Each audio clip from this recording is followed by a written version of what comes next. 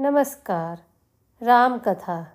भगवान श्री राम ने क्यों फोड़ी थी कौवे की आंख, बाद में किया वरदान से निहाल। सुने यह कथा। कौवे के बारे में एक काफ़ी दिलचस्प कहानी है कि उसकी दो आंखें होती है, लेकिन वो देख सिर्फ एक ही आंख से सकता है। ऐसे में अब हम ये सोचेंगे कि आखिर कौवे की एक आंख ही क्यों होती है। इसके पीछे एक पौराणिक कथा है। भगवान श्री राम ने एक बार क्रोध में आकर कौवे की एक आंख फोड़ दी थी। आइए जानते हैं इस बारे में विस्तार पूर्वक।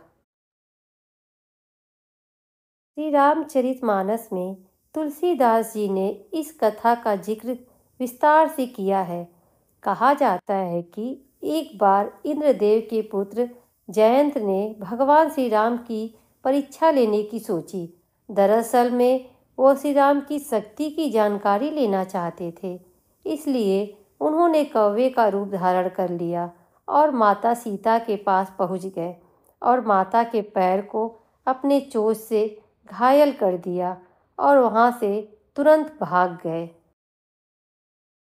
जब भगवान श्री राम ने माता के घायल पैर को देखा तो उन्हें काफ़ी क्रोध आ गया और उस कौवे के बारे में जानते ही उन्होंने अपने दंड नाम के धनुष पर सरकंडे को चढ़ाकर उस कौवे पर निशाना लगाने की तैयारी शुरू कर दी, जिसे देख कौवे रूपी जयंत बहुत ज़्यादा डर गए और वो वहाँ से भागकर ब्रह्मलोक व शिवलोक भी गए।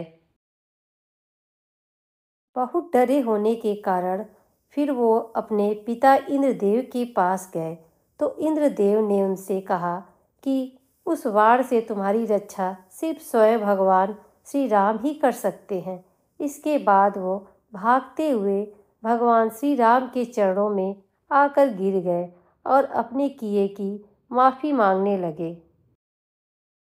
तब भगवान राम ने कहा कि वो इस बाण को वापस तो नहीं ले सकते हैं, लेकिन उससे कम आघात पहुंचा सकते हैं। ऐसे में श्री राम ने अपने उस बाण से कौवे के रूप में मौजूद जयंत की एक आंख फोड़ दी। उसी दिन से कौवे को एक आंख वाला माना जाने लगा। पितृपक्ष में कौवे को भोजन कराने की है परंपरा। इसी कथा के अनुसार कौवे की एक आंख फोड़ने के बाद भगवान श्री राम ने उसे वरदान दिया कि पितरों को अर्पित किए जाने वाले भोजन में से एक हिस्सा तुम्हें मिलेगा। कहा जाता है कि तभी से पितृपक्ष के दिनों में कौवे को भोजन कराकर पितरों को प्रसन्न किया जाता है। धन्यवाद।